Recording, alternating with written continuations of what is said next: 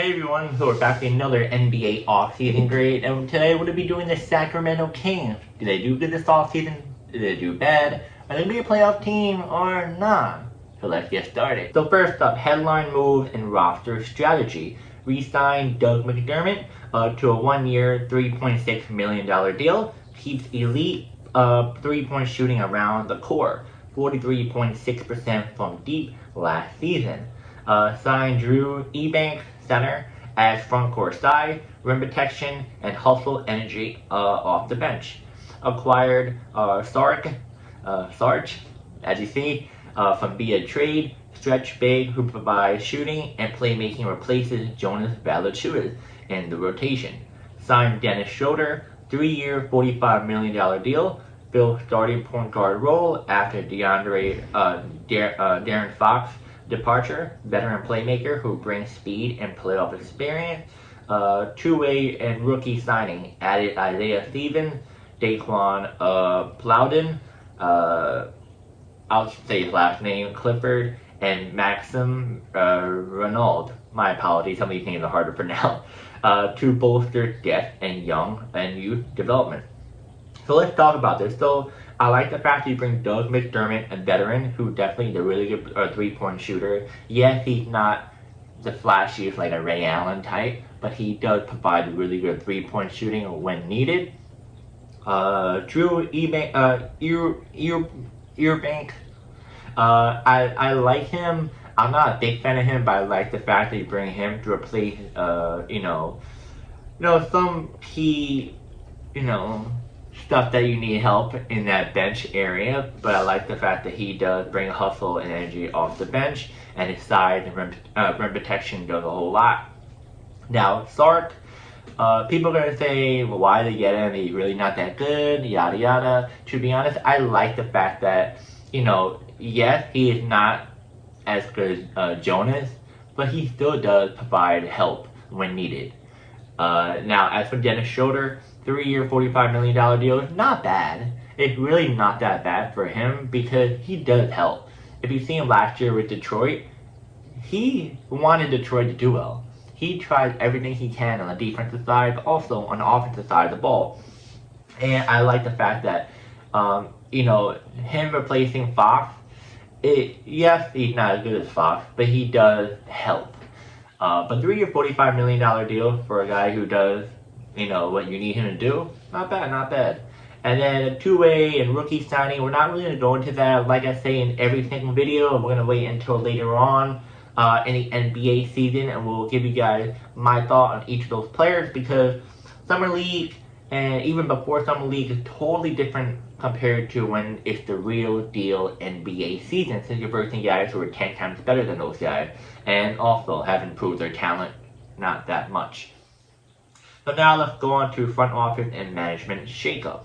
Scott Perry promoted to GM. The former Knicks executive takes over after Monte McNair exit, signaling a new direction in leadership and team building philosophy. So what I would think about this is that Scott Perry as a person, I like him. I like him as a person, but as a GM and as a executive, he is not that good.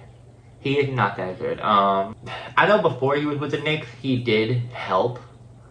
He did pretty good. That's why the Knicks brought him in. But I don't know. Maybe because with the Knicks, he did really bad. Really bad. I'm not sure what happened in the Knicks organization. I don't know, maybe he was just overwhelmed because New York is much different than where he was before. I think he was in New Orleans before, if I'm correct. I might be wrong, but I know it was a different team before. And also you had other guys working with him, so maybe both of them made bad decisions. I might be wrong. I hope he proves himself in the Kings organization. Like I said, he's a very nice person just by not only seeing other people interact with him, but experiences as well from, with players and all. But we just gotta wait and see. I think the fact that now he has a much bigger role now and he can just do what he wants compared to before when he has someone in his ear all the time, and also with James Dolan on top of the other guy that was with him. I think he might be much better. I hope he proves us wrong, and I hope he does show that he is worth being a GM in the Sacramento Kings organization. We just gotta wait and see, but not bad signing so far from him making these moves. Now, summary table. Shooting depth, McDermott retained. Front court rotation, Eubanks and Šarić. Added point guard solution, Schröder signed. And youth investment, Clifford and the other three guys couldn't pronounce. And leadership shift, Perry promoted to GM. So the takeaway of this is that Sacramento clearly wants to stay competitive despite losing Fox by bringing in Schröder as stabilizing point guard. Adding Šarić and Eubanks gives the Kings more front court versatility and shooting. The emphasis on rookies and two-way players shows a commitment to building long-term depth. And last but not least, with a front office reset under Scott Perry, the Kings are betting on a balanced mix of veteran and youth to climb the Western Conference standing. So let's go over the Kings off-season. I have to say, it's a little bit interesting. I think it's a little bit of a setback for the Kings organization. I said this before. They were putting their chips all in on, Fox and Sabonis. And then now they got rid of Fox. And now they have Schröder. So it's a little bit, like a tinty bit of a setback. But you have DeRozan. You have Zach LaVine. You also have, Sabonis, so you still are a competitive team. Not like you have Sabonis and that's it. Then I'm like, that's a major setback. I would say a tiny bit of a setback because Schröder is not as good as Fox. But it's a little bit of a mix of how I feel about this Kings organization because of the addition of Zach LaVine and DeRozan, which is interesting because Zach LaVine and DeRozan were on the Bulls just before this. Now, how would I grade this offseason for the Kings? I'm not going to give them A, not a B, not an F, not an E. That's a little disrespectful. Either between a C and a D. Between those. Maybe a C plus. You want to add that in? The reason why is this. They, not the flashiest name, but they're still trying to be competitive. And I think Schröder is a good signing. I don't love it, I don't hate it, but I think it's a solid signing for someone who kind of wanted to replace Fox. Because who else is going to replace Fox?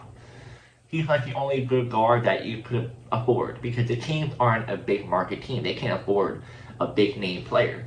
So they have to somewhat go small ball, but get someone that's similar to Fox, but not like Fox. Your three-pointer, good. Center position, power forward position, good. Solid rookie class. Like I said, we will go over it later on. A two-way deal, not really sure yet. Scott Perry, we shall wait and see. That's the thing. I feel like if Scott Perry can prove himself and the team does really well, I think the grade will be much higher. But right now it's between C and a D because we have no idea how well the team's going to do and also how good of a GM Scott Perry will do this entire season. But so far, not a bad off-season move for the Kings. Now, how would I view them as a playoff plane or NBA final? Maybe not making it. I'm going to say the West is really stacked.